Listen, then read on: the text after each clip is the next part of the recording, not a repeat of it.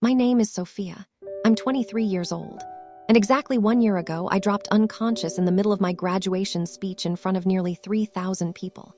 It happened on the day that was supposed to be the proudest moment of my entire life, the moment I'd spent 4 years destroying myself to reach. I had rehearsed that speech 47 times. I knew every line by heart. I'd earned every single word of it. But before I ever got to finish it, my body gave out. And when the doctors finally figured out what was wrong, they called my parents. Neither of them picked up. What I want to tell you is not just the story of what happened that day. I want to tell you what I woke up to 3 days later, when I finally opened my eyes in a hospital bed with machines beeping around me and a breathing tube recently removed from my throat. The first thing I looked for was my family. The first thing I found instead was a photo on my mother's social media, posted 12 hours earlier. My parents, my brother, and my sister, all of them laughing at a restaurant in Rome, arms around each other, candles and wine glasses on the table. The caption said, "Family time, no chaos, just us." I didn't leave a comment. I didn't pick up the phone to confront anyone. I just stared at that photo until my vision blurred. And then, about 4 days later, I got a flood of texts from my father. 62 missed calls. One message that cut through everything. "We need you right now. Pick up immediately." That's when I understood something clearly for the first time. They weren't calling because they were scared they'd almost lost me. They were calling because something else was at stake, something they stood to lose if they didn't come back. Before I tell you how this all ends, if you're watching this and you've ever been treated like you were optional by the people who were supposed to show up for you most, I want you to stay right here, because this story doesn't end in a hospital room. Drop a comment right now telling me where you're watching from and what time it is there. I genuinely love knowing who's in this community with me. Now let me take you back to how it all began. Back to the moment the cracks in my family became impossible to ignore. About 5 weeks before graduation, I came home to visit during finals week and found my mother sitting at the kitchen table with fabric swatches and a guest list spread out in front of her. My older brother Daniel had just gotten engaged to his girlfriend Priya, and from that moment forward, my family's entire universe rearranged itself to orbit their relationship. I set my bag down carefully. Mom barely glanced up. "Sophia, are you free Saturday? Priya's mother wants to do the venue tour and we need someone to drive. I have a thesis defense review on Friday and a final on Monday, Mom. It's one morning." She flipped to another page of her notes. "You're good at managing your schedule." That phrase, "you're good at managing," had followed me around my entire life like a label they'd stuck on me when I was 12 and never bothered to peel off. It meant, we won't be helping, but we won't feel bad about it either. "Mom," I tried again, keeping my voice easy and light, the way I'd learned to so that conversations didn't shut down before they started. "I wanted to talk about graduation. I need a dress. Maybe we could go together this weekend. It doesn't have to be long." She finally looked up. "Can't you just look online? You always find such good things online." Then, without a pause, "I'm trying to coordinate Priya's bridal shower and Daniel's welcome dinner with her parents before the engagement party. There's a lot of moving pieces. Graduation is the same weekend as the engagement party," I said, slowly, giving the words time to land. "I know, sweetheart." Her voice softened just enough to feel like kindness but wasn't. "Priya's parents are flying in from Vancouver. We need everything to go perfectly, you understand?" I did understand. That was the problem. I had always understood. That night, I called the one person who'd never once made me feel like an inconvenience. My grandfather, Robert, picked up before the second ring had finished. "Sophia, I was literally just thinking about you. How are the finals treating you?" There's something that happens in my chest when he says my name. Something that loosens. I'd noticed it for years but never found the words for it until recently. It feels like being recognized. Not for anything I'd produced or accomplished, but just for existing. "Nervous," I admitted. "The thesis is fine. I'm more terrified of the speech." "Tell me everything. Have you practiced it yet? What's the opening line?" For the next 20 minutes, I actually talked. About the pressure, about the ideas I'd woven into the speech, about the strange, surreal feeling of being 23 and understanding that something you'd worked toward for years was about to be over. He listened to all of it without once looking at his watch, or at least that's how it felt. "Sophia," he said when I finally trailed off, "do you have everything you need for the ceremony? Your cap and gown, shoes. Is there anything I can help with?" My throat tightened. "I'm fine, Grandpa, genuinely." "Are you?" He paused in that particular way he had, the silence that meant he was paying attention, not filling space. Because your grandmother would want to know. She talked about you, you know. Before you were even born, she used to say she could feel something stubborn and bright coming into this family. I'd never met my grandmother Claire.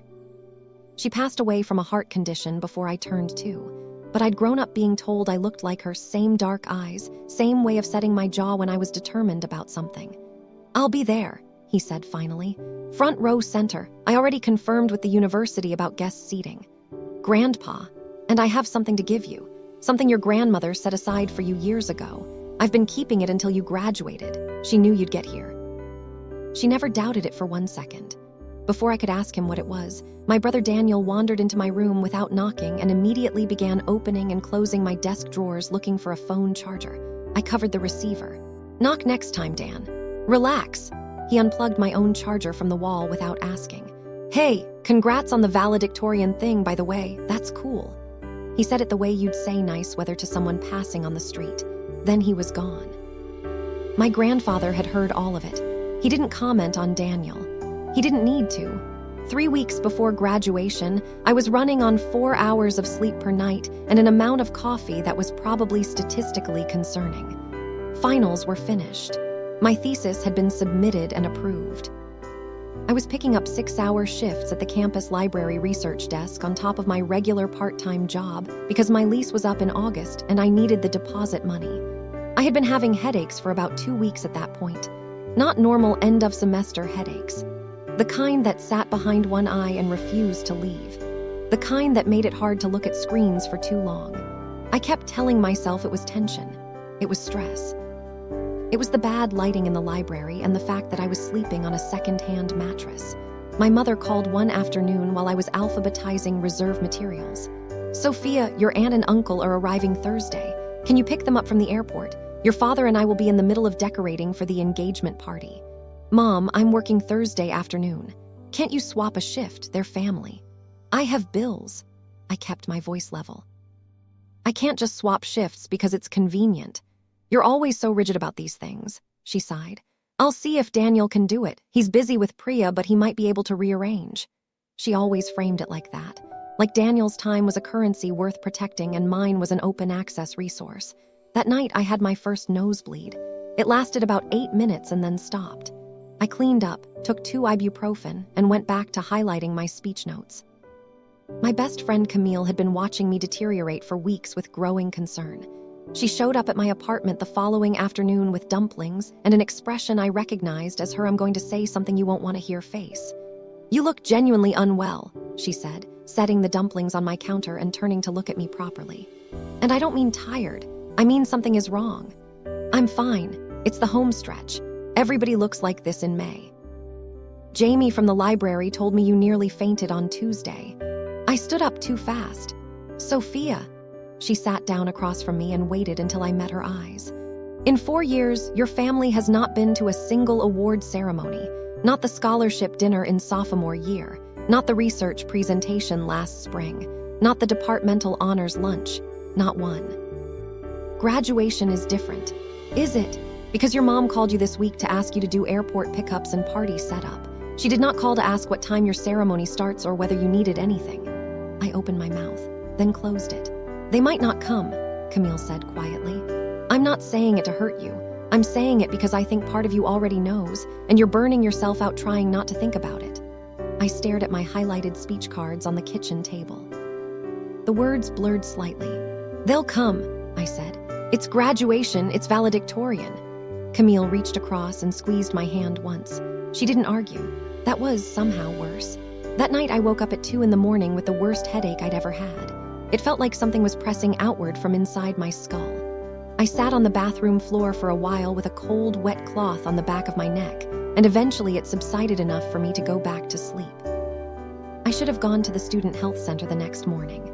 Instead, I memorized 3 more paragraphs of my speech and went to work. 2 weeks before graduation, my mother called with news that landed like a cold stone in my stomach. Sophia, I have the most wonderful thing to tell you. Priya's family offered to take all of us to Barcelona to celebrate the engagement. They have a connection with a villa. We fly out the Friday before your graduation and come back the following Tuesday. I stood very still in the middle of my kitchen. Friday, I repeated. My graduation is Saturday morning. I know the timing is tricky. You'd miss my graduation. Sweetheart, this is a once-in-a-lifetime opportunity for this family. Priya's parents are being so generous. You'll be wonderful up there, you don't need us. I'm giving the valedictorian address, Mom, to 3,000 people. You're the strongest person I know. Her voice had shifted into something that was meant to sound like a compliment but wasn't. You've always done everything yourself. This is no different. I had a sudden vertiginous sense of the room tilting, but I kept my voice calm. Does Dad know? Dad agrees. We've already told Daniel and he's excited. I was so quiet for so long that she said my name twice. I'll talk to you later, I finally said and hung up. That night I cried for a while. Then I stopped and put that energy back into the speech because what else was there to do? My father sent a text 2 days later. Your mom explained about the graduation. You're going to be great. We'll watch the recording. I didn't respond. But I did pull up my university's emergency contact form and on impulse added my grandfather's information as a third contact, below both my parents. I don't know exactly what made me do it. Something in my gut. Some wordless understanding of who I could actually count on. The week of graduation. I woke up the morning of the ceremony and found a text from my mother sent at 6 a.m. from Barcelona. We just landed. So beautiful here. Have an amazing day, so proud of you. Send photos. Attached was a selfie. My parents, Daniel and Priya in front of an arrivals board, all of them laughing at something. My father had his arm around my mother. Everyone looked relaxed and genuinely happy. I stared at it for a moment, then set my phone face down on the nightstand and got out of bed. Camille was picking me up at 8:30. I had my gown pressed, my cap assembled, my speech memorized down to the final syllable. I had done every single thing I was supposed to do. I had not asked anyone for anything. Before I left the apartment, I checked my phone one more time. A text from my grandfather arrived at my hotel. Front row is mine. See you up on that stage, sweetheart. A text from my parents. Send us a video of the speech. We want to see everything. I thought about that for a second. We want to see everything. They just didn't want to be there to see it. At the venue, I stood in the staging corridor behind the curtain line. The auditorium was at capacity. I could hear the hum of 3,000 people settling into their seats, the sound system crackling with pre-ceremony music, parents calling out to each other across aisles. Somewhere in the front row I knew was my grandfather, and beside him 2 empty seats, reserved for family, unclaimed. A coordinator in a headset approached. Sophia Chen, you're on in 8 minutes. 8 minutes. My head had been throbbing since I woke up. A low, persistent pressure behind my left eye that I had been managing with ibuprofen and the kind of focused determination you develop when you simply don't have the option to not be okay. I made a decision then that I have since thought about many times. I decided that I was fine.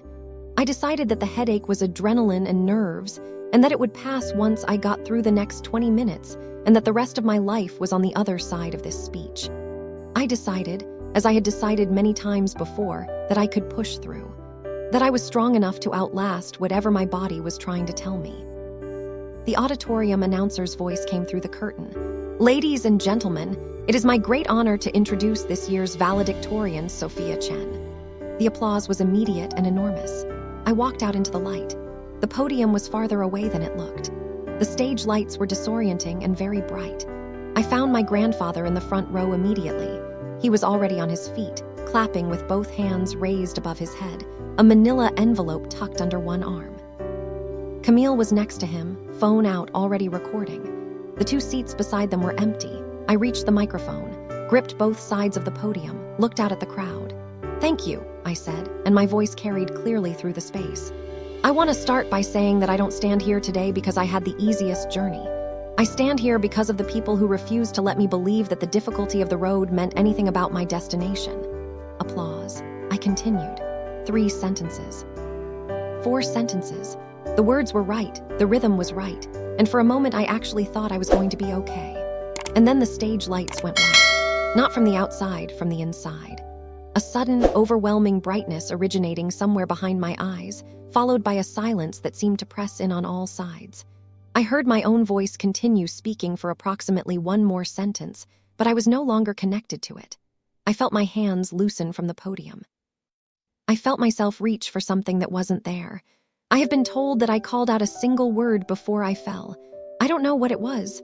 What I know is the sound my body made when it hit the floor, the screaming that followed, the footsteps, the voice I recognized as Camille's, close and shaking, calling my name. My grandfather's hand finding mine, dry and warm and absolutely steady, and his voice low and controlled. "I'm here, I've got you, you're not alone." And then nothing. This part I was told later, piece by Camille. The ambulance arrived in 11 minutes. I was unresponsive when they loaded me in. At the hospital, an emergency CT scan flagged an abnormality. An MRI confirmed it. A mass in the frontal lobe pressing against the tissue, creating the headaches, the dizziness, the nosebleeds. The kind of thing that had probably been developing quietly for months while I kept telling myself I was fine and taking ibuprofen and pushing through. The neurosurgeon came out to the waiting room where Camille and my grandfather were sitting. "We need to operate immediately," he said. "We need to reach family." Camille called my parents' number. Voicemail. She called again. Voicemail. A third time. A fourth. A hospital administrator tried from the main line. Voicemail. My father's phone was apparently in his bag on a flight across the Atlantic, and my mother's was apparently on silent during dinner. My grandfather, on the fifth attempt, reached my father directly. "Robert," my father said, and his voice had the particular quality of someone who is mid-experience and would prefer not to be interrupted. "We just got to the villa. Is everything?" "Sophia is in the hospital," my grandfather said. "She collapsed on stage. She has a brain tumor. They want to operate in the next 30 minutes and they need family authorization." There was a silence. "Dad," my father said slowly, "we just got here. The flight is... Your daughter is about to go into emergency brain surgery." My grandfather's voice, according to Camille, had gone completely flat. "I need you to hear exactly what I'm saying. Sophia, brain surgery tonight. There's nothing we can do from here. You're there. Can you handle the authorization?" My grandfather signed the consent forms as my designated emergency contact, the one I'd added as a third entry on an impulse I still can't fully explain, 3 days before the ceremony. Before he did, he said one more thing to my father. "If you stay on that trip, Douglas, I want you to understand what that decision will mean. Not just to Sophia, to me. To every conversation we will have after this." My father stayed on the trip. My grandfather signed the forms. And when they wheeled me into surgery, there were 2 people in that hospital who loved me enough to stay. One was 23 years old and had known me since freshman orientation. One was 78 years old and had loved me since before I was born. Everyone else was at a villa in Barcelona. I came back to consciousness 3 days after surgery, in the way people describe waking from deep anesthesia, not gradually, but in a single sudden moment, like a light being switched on. White ceiling. White walls, a window with afternoon light coming through it, the smell of antiseptic and something floral that turned out to be a potted plant on the windowsill, something Camille had brought. My grandfather was asleep in the chair to my left. He was wearing his graduation day suit.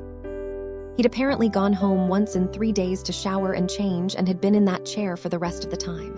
Camille was on a folding cot in the corner, a blanket pulled up to her chin. She had dark circles under her eyes that hadn't been there before. She woke up almost the moment I moved. "Hey," her voice cracked. She was at the bed rail in seconds. "Hey, you're back. Hey." My voice was wrong, rough, and strange. "How long?" 3 days. She was crying and trying not to. "The surgery was 3 hours. You've been stable since then. They said the tumor was benign. They got all of it." Benign. The word sat there, enormous and unprocessed. My grandfather stirred, opened his eyes, the look on his face when he saw me awake, I don't have language for it. Relief so complete it looked almost like pain. "Sophia!" He took my hand. His own was shaking slightly. "Hi, Grandpa." He pressed his forehead to our joined hands for a moment without speaking. "Then, you frightened me considerably." "I know, I'm sorry. Don't apologize." I lay there for a moment looking at the ceiling. Then I said, "Where's my family?" Camille and my grandfather exchanged a look. She handed me my phone. I opened it. 17 unread texts. 6 from my mother, mostly logistical. "We're thinking of you, keeping you in our prayers, update us when you're awake." 4 from my brother Daniel, similar. 3 from my future sister-in-law Priya, more warmly worded than the others. And then I opened Instagram. The most recent post on my mother's account was from 20 hours ago. My entire family in the golden hour light of a Baroque plaza, holding gelato cones, everyone laughing at something. My father's arm around my mother's shoulders. Daniel and Priya leaning against a fountain in the background. The caption, living slowly and loving it. No schedules, no demands, just family. 46 comments, over 300 likes. No schedules, no demands. That was what I was to them. A schedule, a demand. I put the phone face down. I didn't cry. I didn't have the energy for it. I just lay there and let the understanding settle over me the way cold water settles completely and all at once. They know, my grandfather said quietly. I called them the morning after surgery. They know you're stable. I looked at him. They know and they're still there. He didn't answer, which was its own kind of answer. Camille brought me water. I drank it. Outside the window, the sky was starting to go pink at the edges. Somewhere in the hospital, machines beeped and wheeled carts rolled, and someone's family was probably in a different waiting room hopping for different news. I thought about the 2 empty seats in the front row. I thought about the 6 hours I'd spent setting up my brother's engagement party. I thought about every awards ceremony my parents hadn't attended, and every time I'd told myself that it was fine, that they were busy, that I didn't need them there. I had been lying to myself for years. And then my phone lit up with the first of 62 missed calls from my father.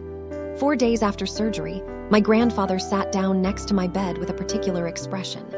The careful, considered look he wore when he was about to say something he'd thought about for a long time.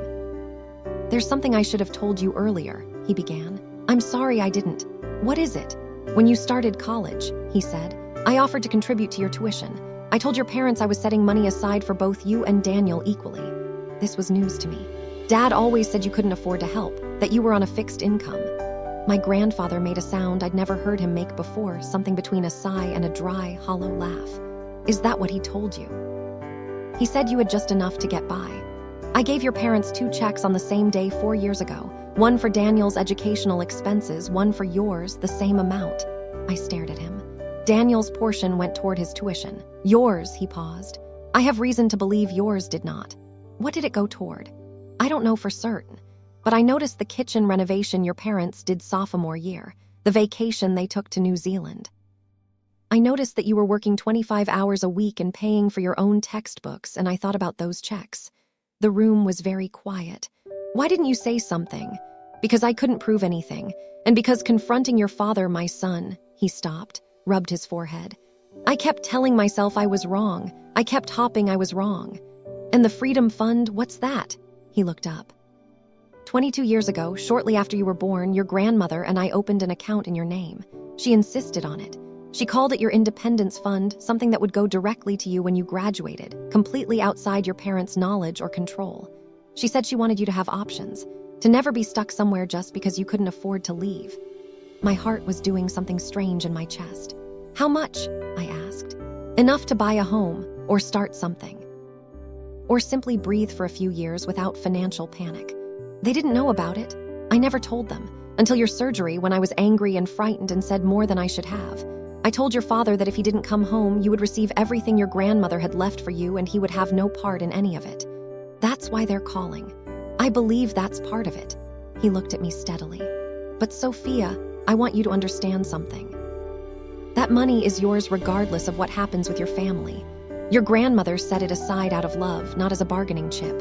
It has nothing to do with what they do or don't do next. I thought about 62 missed calls. The single text that said we need you. Not we're sorry. Not we love you. We need you. They arrived the following afternoon. I heard my mother before I saw her, heels, familiar perfume. The slightly too loud voice she uses in public spaces when she wants to appear in control of a situation.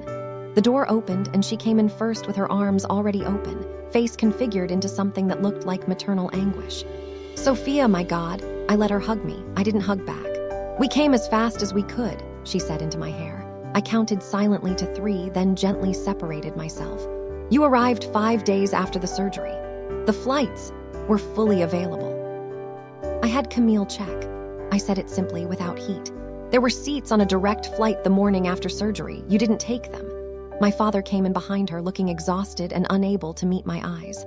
My brother Daniel followed, and behind him Priya, who at least had the decency to look genuinely uncomfortable. And then my brother's fiancée spoke first. Sophia, we're so sorry, truly. Nobody else had said that yet. I looked at her. Thank you, Priya. My grandfather hadn't moved from his chair. He watched all of them file in with an expression of absolute neutrality, the kind that is more unsettling than anger. My mother turned to Camille, who was standing near the window. "Could we have some privacy? Family only." Camille looked at me. "Camille stays," I said. "She was here before any of you." My mother's face moved through several expressions. She settled on wounded. Daniel cleared his throat. "How are you feeling? That's the main thing."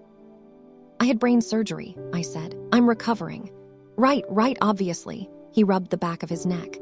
"This whole thing just came out of nowhere. The headaches had been there for 3 weeks, the nosebleeds too." I looked at him carefully. "I didn't tell you because I didn't think you'd have time to hear it."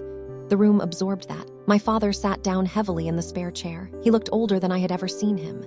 "Grace," he stopped. "Sophia, I'm sorry, I don't know what to say." "Then just listen," my grandfather said from the corner. It was the first thing he'd said since they came in. His voice was very quiet. "Just this once."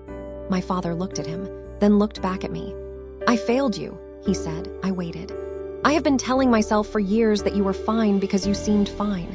You never complained, you never asked for help, and that made it easy for me to convince myself that you didn't need any." He put his hands on his knees and stared at the floor. "But the truth is that I saw what was happening. I saw how your mother treated you differently. I saw how much you were carrying, and I told myself it wasn't my place to interfere." "It was absolutely your place," I said. "You're my father." He flinched. My mother had drifted to the far side of the room. She was standing near the window, arms crossed over her chest. She hadn't looked at me directly since she'd let go of the hug. "Mom." "I need you to say something real," I told her. "Not performance, something true." She was quiet for a long moment, then, "You look like her." I had not expected that. "Like who?" "Your grandmother, Claire." Her voice had changed, something stripped down in it. "You've always looked exactly like her. The eyes, the way you hold your jaw, even the way you stand." My grandfather went very still. "Claire and I," my mother started again.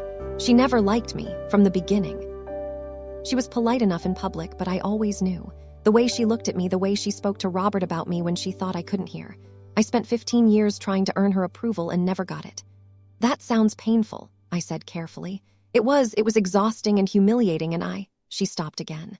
"But I'm not her, Mom. I know that." And now there were actual tears, not the performed kind. "I know that, but you were born looking exactly like her.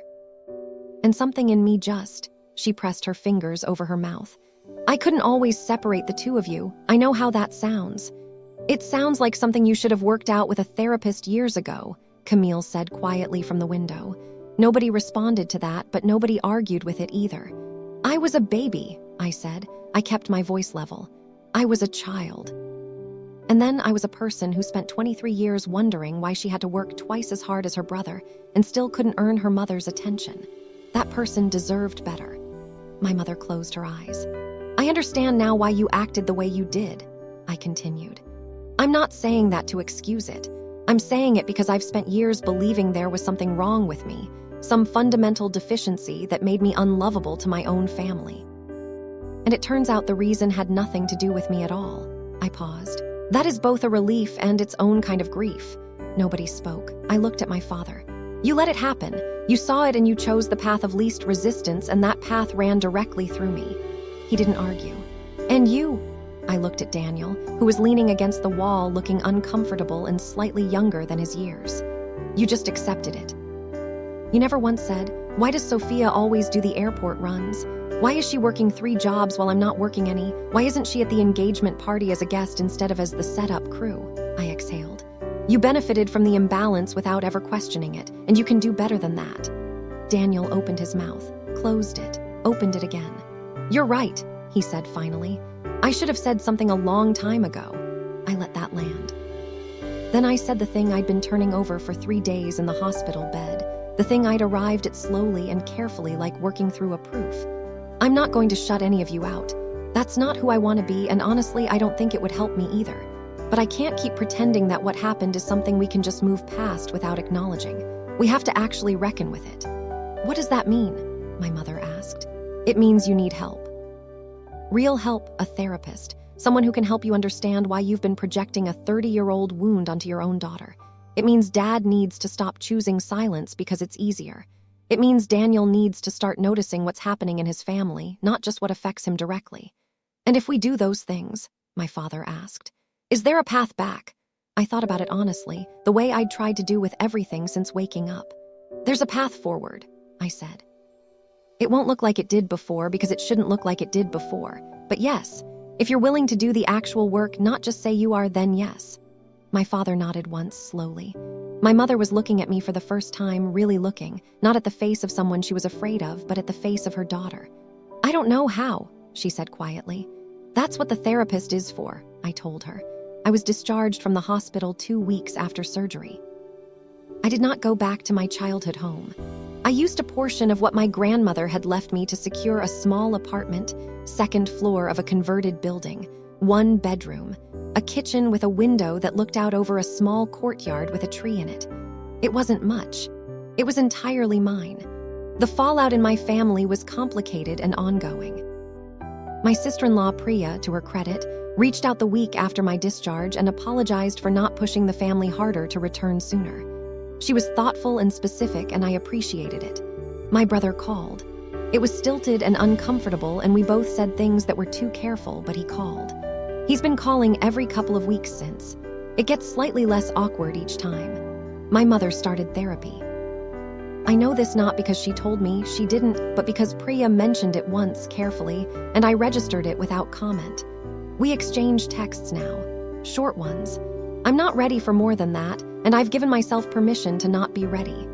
My father, unexpectedly, has become the one who surprised me most. He calls on Tuesdays.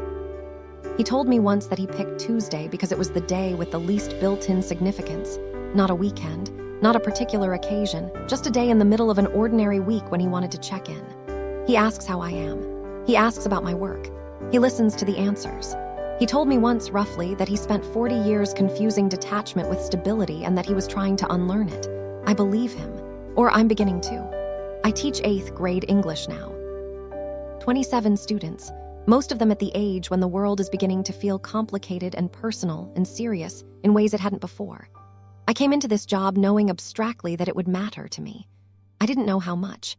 My classroom has a reading corner with mismatched cushions and a shelf of books I've been accumulating since September. There's a bulletin board near the door that says every voice belongs here, which I painted myself with craft supplies from a dollar store.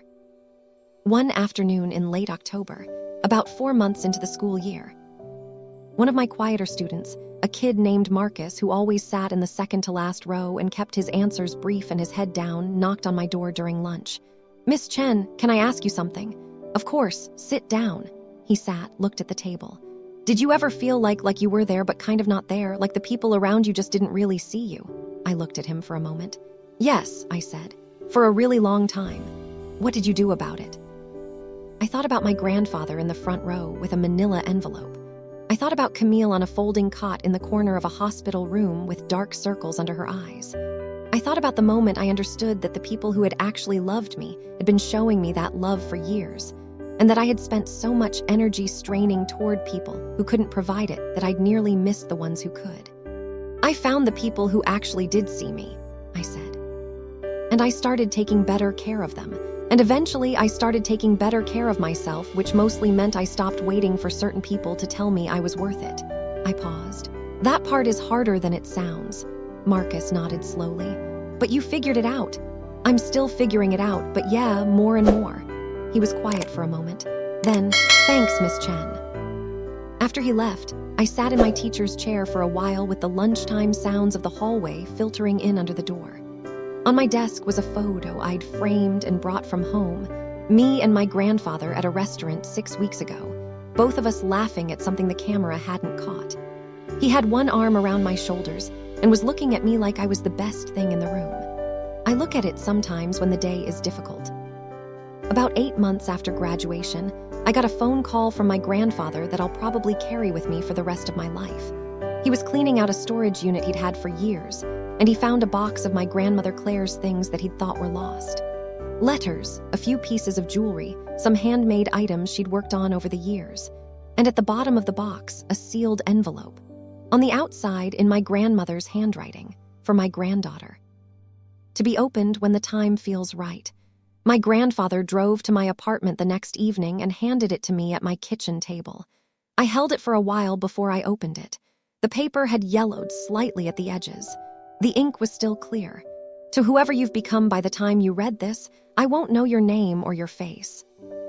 Robert tells me there might be grandchildren someday, and I find I'm already in love with whoever you'll be. I hope you've been loud about the things that matter to you. I hope someone has been in your corner, really in it, not just in the vicinity of it. I hope you know that the women in this family have always had more spine than anyone gave them credit for. I hope you're using yours. I'm leaving you something practical because practical matters. But more than that, I'm leaving you this. The absolute certainty, from a woman who will never meet you, that you were always worth showing up for. Don't let anyone convince you otherwise. With all of my love, across whatever distance, Claire, I sat at my kitchen table for a long time after that. My grandfather sat across from me with his hands folded and didn't say anything until I was ready. She knew, I finally said. She wrote this before I was born, and she knew. She always said the women in this family came out knowing things, he said. I believe her. I folded the letter back along its original creases and put it in the envelope. I keep it in the drawer of my nightstand. I read it sometimes when I need to. About a year after graduation, my grandfather was honored at a community recognition ceremony, an award for his years of mentorship and educational advocacy in our city. The room held about 400 people. Camille and I sat together in the third row. When he reached the podium, he spent the first couple of minutes thanking the people who typically get thanked at these events. And then he paused and said he wanted to say something else. A year ago, he said, I watched my granddaughter collapse on a stage where she should have been celebrated. The people who should have been in the audience weren't there. But she woke up from brain surgery and she didn't become bitter. She didn't close down. She built something. She built a classroom, a life, a family she chose for herself. The room was quiet. My late wife Claire used to say, the people the world forgets need someone to remember them the most. Sophia taught me what that actually means in practice. Not in theory, in practice. He raised the award toward where I was sitting. This belongs to her as much as it belongs to me.